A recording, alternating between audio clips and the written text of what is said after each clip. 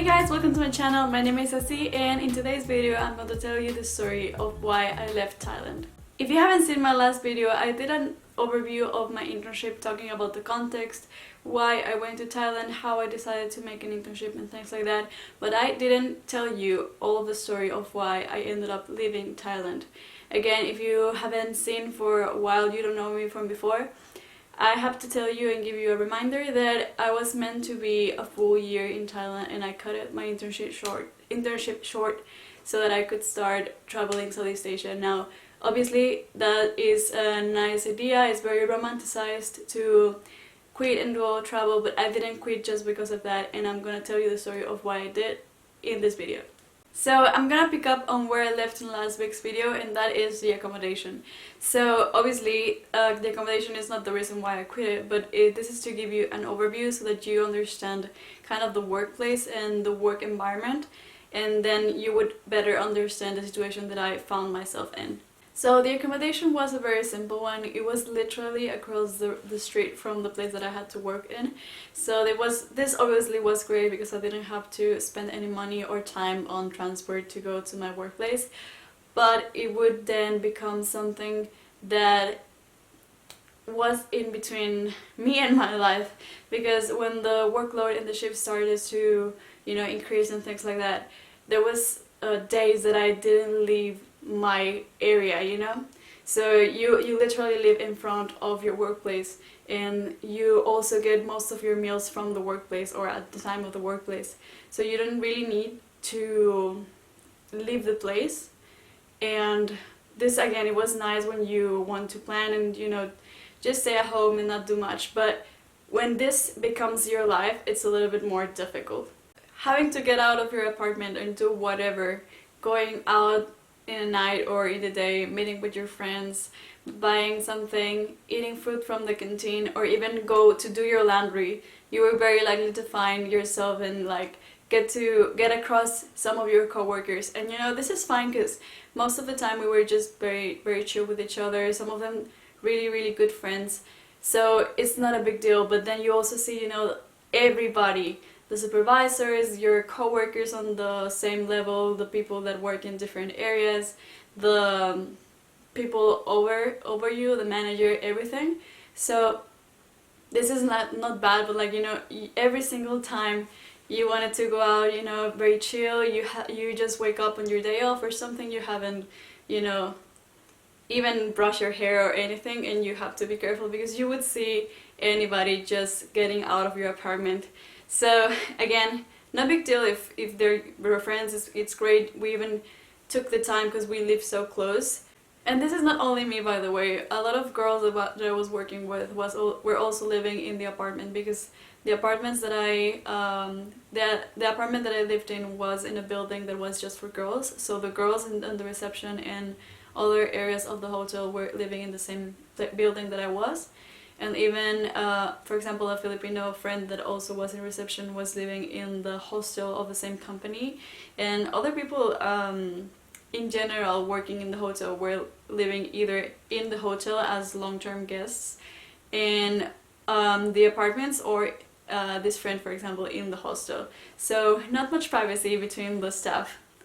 Now, about the shifts matter, I already said that my shifts were actually kind of chill, and if you compare them to other interns or anybody else working in this industry, they were actually very, very nice and very relaxed. But when the shift started to change and I started to make different types, morning, afternoon, and then later night shift, it started getting into a point that I was actually almost getting something different every day. And if you work in the industry, you know how hard it is to even be changing between, I don't know, morning and afternoon. Then again, add it up with a night shift and being so different, it was very hard to start with.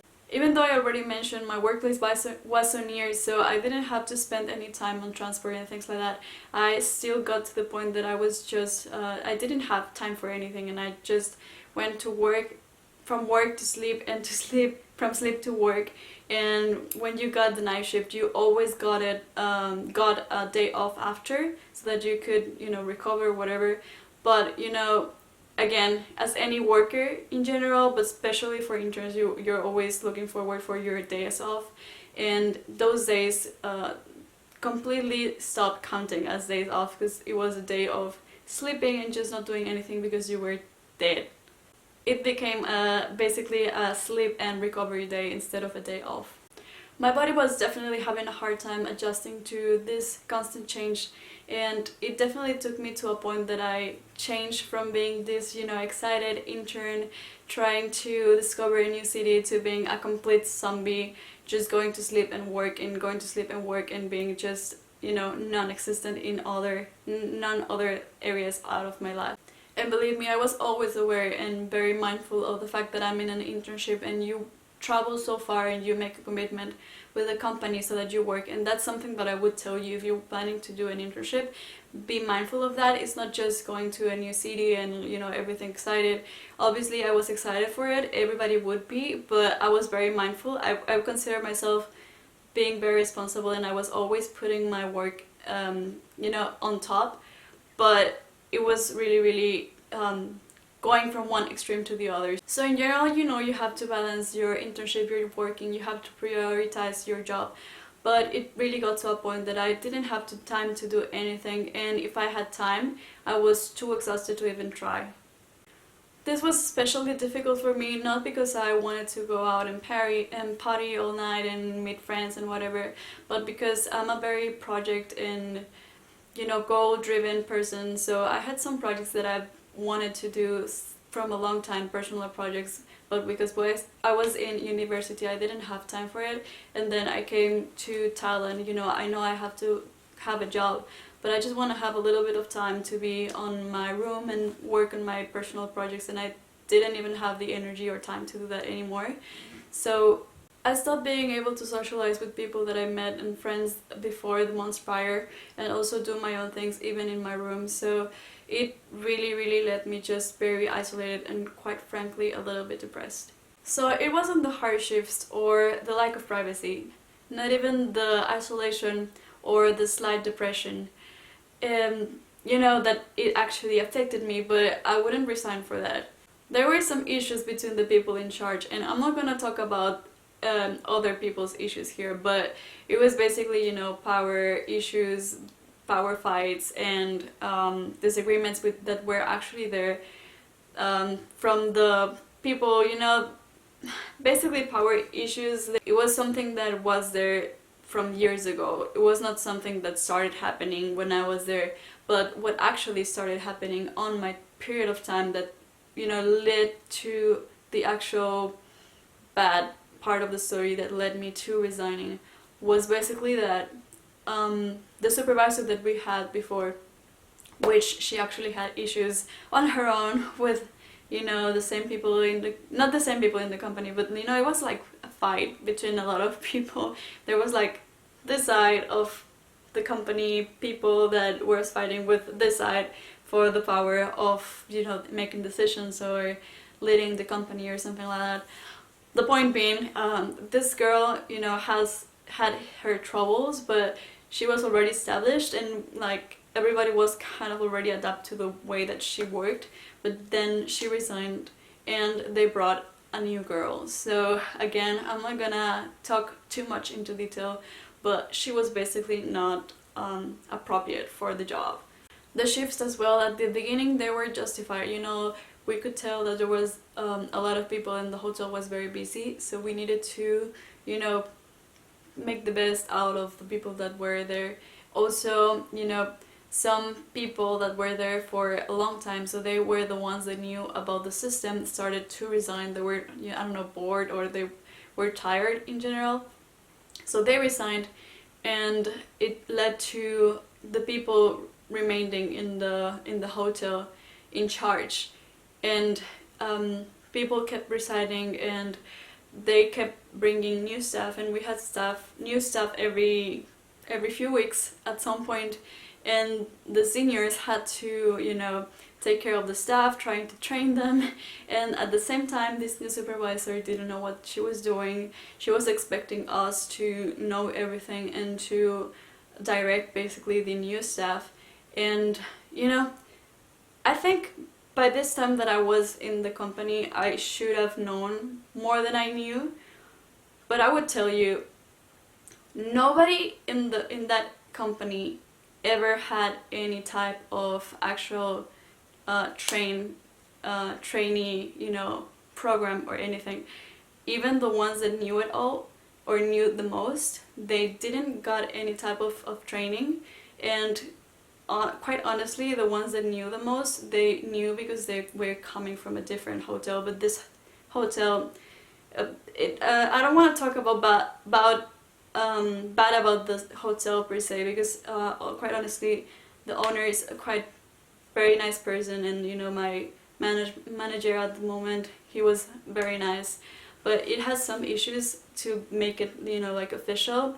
I hope and I suppose it's because it's not like a huge hotel, but it was definitely not a priority. And the people in charge, this new person, I was not hoping, but when things starting to go wrong, like, oh, nobody knows what you're supposed to do, like in the system, in a specific situation, and this person would get irritated and blame us and say like, why don't you know this, or things like that.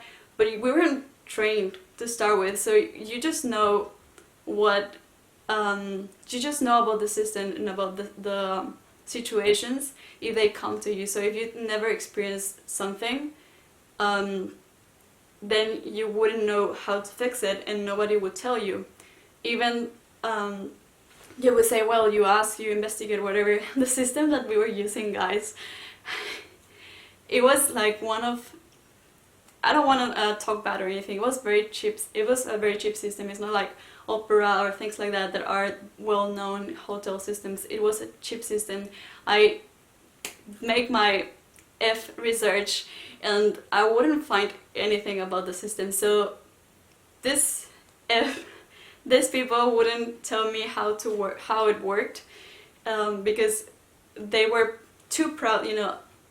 The people that left, some people that left, I'm gonna be so specific, I don't want to hate on people, but it's the frustration that I have. If you feel like I'm venting, it's because I am. I think honestly it was not fair at all for me and for anybody involved. But basically, coming back to what I was saying, is like, there was not much to know about the system because it was quite small, so there was no much information in online. And it was not similar to other hospitality systems.